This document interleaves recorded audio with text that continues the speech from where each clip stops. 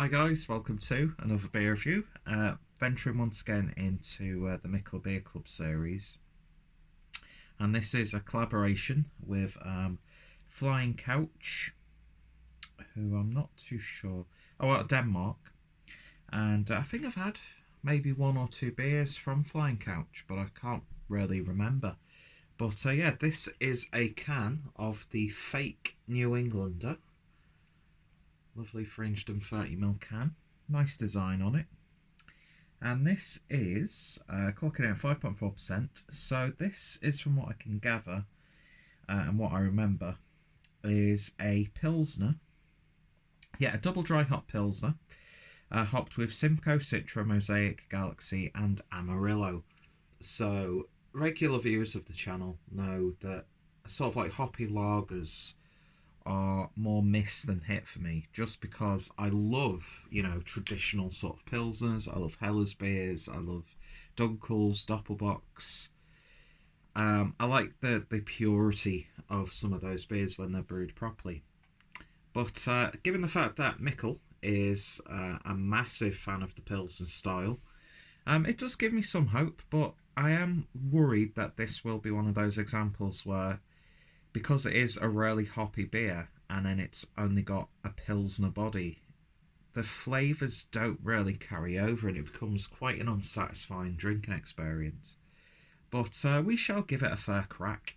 And yeah, lovely looking artwork on this. It's got a real sort of like traditional feel to it. And then you've got some Henry and Sally as traditional old-fashioned New Englanders. Which, by the way, if you want to see a really good film, go check out The Witch. I know it's been out for a few years. People probably already watched it already. But yeah, that sort of folk horror based in this sort of period. Really damn good. And yeah, the guys now doing that film The Lighthouse with Robert Pattinson and Willem Dafoe, which has had really mixed reviews. Anyway, this isn't a film channel. Those days are long gone. Let's see what we get with this one. And yeah, as per usual, any beers that come from the beer club, referral links will be down below. So, beer in the glass then, and do you know what? Aside from having an extremely dirty glass, you'd be forgiven to believe that that's just a New England sort of pale or IPA. So the fake New Englander, in terms of the appearance, let me just get rid of those bubbles. That it's definitely up to its namesake. But yeah, it looks really nice. You still get that impression that it is a light-bodied beer, although the colours are bold and it is hazy. The head pretty much dissipated to just a lining on the top.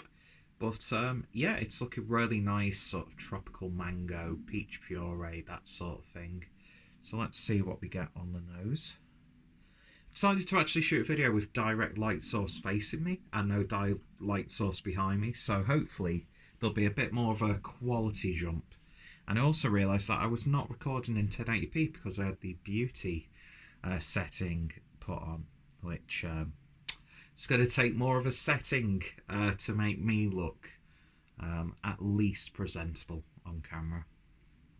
But yeah, I think I am by far one of the most unattractive people on YouTube who does this as a regular thing. But anyway, yeah, it's one of those self-hatred Saturdays. Hashtag self-hatred Saturday. Yeah, day off.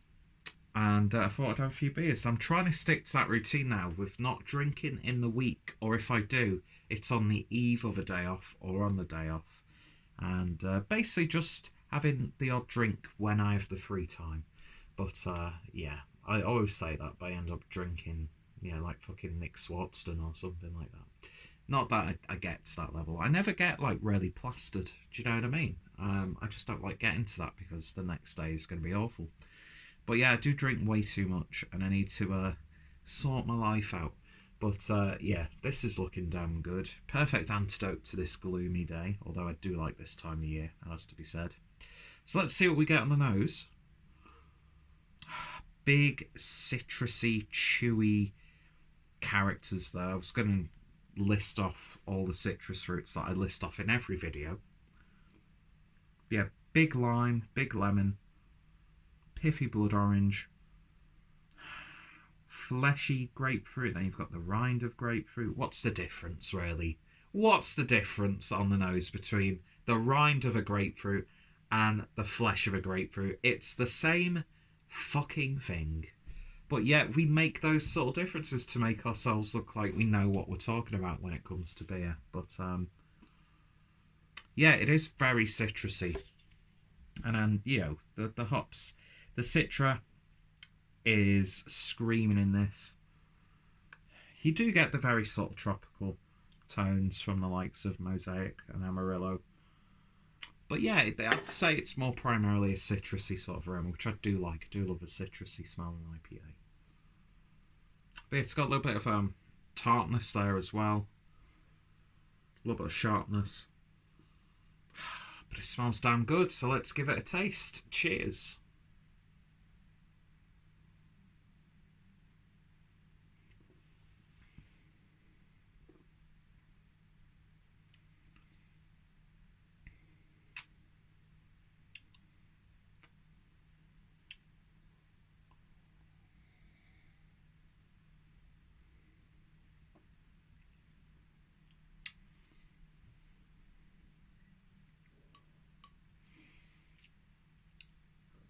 I think this beer goes against my stance on aggressively hopped lagers and pilsners, because yes, the body is thin and crisp. This has been just abused with hops, but it's a good abuse. It's that sort of consensual, you know, abuse, that sort of thing. If you're into that sort of stuff, fair play to you if you are. But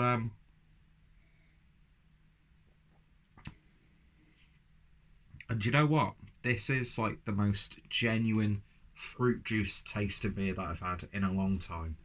And it's because that sort of thin, you know, under medium Pilsner mouthfeel works. Because, let's be honest, you can have the juiciest IPA from like other half Trillium, you name whatever renowned brewery. And you say, oh, it's just like fruit juice.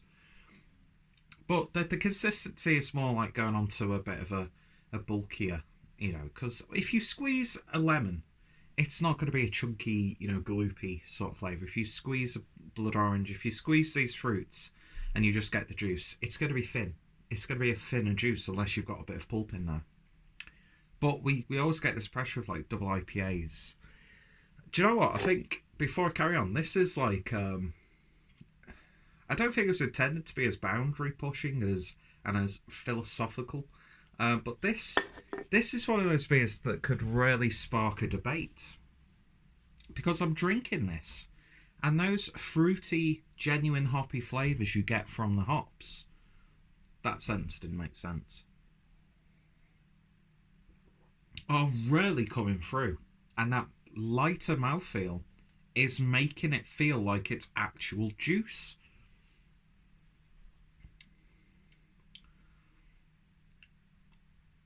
That's really damn good. It's just so bold and intense. And if this was, you know, the way this has been hopped and the hops have been utilised, if this had a bit of a, you know, oat-filled mouthfeel, this would like be, you know, contender for, you know, one of the best IPAs ever. But it's weird, because usually when pilsers like this are as aggressively hopped, the sort of hops don't shine.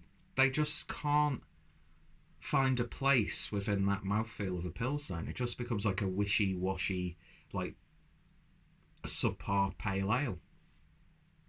But this has just completely thrown me. It really, really has. And I've not had, in the past couple of weeks, I'd say, such a satisfying splash of hops. And I've had some really outstanding IPAs and double IPAs and pales recently, and like really highly regarded stuff. But yeah, you're drinking this and you think, if this had the body, completely going against the beer itself, but if this had the body of like an IPA or a double IPA, you know, people would be absolutely screaming about this beer. So in terms of the use of hops, they've done an absolutely fucking fantastic job. And it's so drinkable, so genuinely fruity. That light mouthfeel again makes you feel like you've just, you know, got freshly squeezed juice, not from concentrate. It's not from a carton. It's like you've just got your fruit, squeeze it into glass, and you're drinking it. It's got tropical elements. It's got loads of citrusy elements. There's a bit of bite to it. You'd almost think that there's like passion fruit in there. And although a lower mouthfeel, it works really well. And this is a beer that shouldn't work for me personally. Has it changed my opinion of these sorts of beers? No, not really, because I think this is one of those examples where like one will come every now and then that will blow you away. But I can still stand here and say, if I had another hoppy lager that was as aggressively hopped as this is, it would probably just still fall to the wayside and annoy me and, you know, get the Puritan inside of me. Is that the right word? Or does Puritan have negative connotations? You never fucking know right now. You know, for as progressive as we are, it's amazing how backwards our language has become. You know, you can't do this anymore. You can't have laughing emojis on Facebook groups because it's classed as bullying. You know, you can't, you know, God forbid you misgender someone by accident. Do you know what I mean? And you'd think, with what we've experienced through history and how language has developed from just mumbles in a cave to, you know, literal words that can make you cry because it instills so much emotion and power. Where the fuck have I gone to get to this point? Yeah, Puritan. Does that hold? Is that word okay to say now in this overly sensitive landscape? I don't know. But yeah, my point is, fucking hell, I'm gonna catch fire for this probably. Luckily, no one watches my reviews anyway, so. But this is, for someone who adores like a good Czech, a good German Pilsner, both completely different things in their own right. And for someone who's, you know, still my favourite beer of all time, Augustiner Lager Beer Hell, I used to get so frustrated with beers like this, but I think they've done such a good job. And do you know what? I think this has real legs to it, this sort of beer. When it's not just a hoppy lager, but an aggressively hopped lager and done correctly. You know, this is an alternative to a big, juicy IPA and double IPA. Whether you want that to be alternative or not, I mean, don't get me wrong, I got a little bit burnt out with those beers, but I'm absolutely loving the ones that I'm having recently. And this to me is just as beautifully hopped, just as juicy, fruity, mouth-watering as, you know, I've had some absolute stellar beers from Northern Monk, Track, Cloudwater recently. Had some great juicy bangers on tap as well, and some stuff, you know, imported from Europe and America. So this rarely stands up, but I think it will be overlooked. And if, like me, you usually hate beers like this, where they take a fantastic style like a Pilsner and then hop it and make it a shitty pale ale, you're going to really enjoy this one. And yeah, this was a real surprise. I just thought it's going to be a satisfying, crushable beer. It is that, but it's got loads of character and it's so clever. It's such a clever beer. And I don't think it was intended to be like that. I think they just wanted to make a really hoppy, you know, Pilsner at the end of the day, because Mikkeller, it's one of his favourite styles. Then you've got someone like Flying Couch working with Mikkeller, who are both renowned brewers in their own right. So, yeah, definitely give this a go if you come across it. And I'd love to see hoppy lagers like this as opposed to really subpar hoppy lagers that we get now, which it's like you've wasted all those malts, you've wasted all those hops, which could have been used somewhere else, and it just happens way too much, so it jades you as a drinker. But this is just, I've not covered, a fraction of the characters and flavours I'm getting in this one, but I've taken up way too much of your time already, so I'm going to cut it off there. God, there's a real strong sort of tartness in there towards the back end. Lovely bitterness on the back end as well. But yeah, big, juicy, fruity characters. And the body, it shouldn't work, but it works. So in terms of a rating, I'm going to give this one a 9 out of 10. I think that's absolutely lovely. Really, really is. And yeah, even the artwork would be a little bit reserved, although it's another fantastic piece from Keith Moon and the guy who also helps him with the designs for Mikkeller. So yeah, definitely give it a try. The fake New Englander. It's not just a play on words. It's actually this has the potential to be a game changer. And you might think I'm overstated it. Upon reflection, about an hour after me recording this video, I'll probably think, yeah, I probably oversold it in that regard. But you know what? That's the point, caught in the moment. And yeah, it certainly lifted my spirits on this fucking dreary Saturday.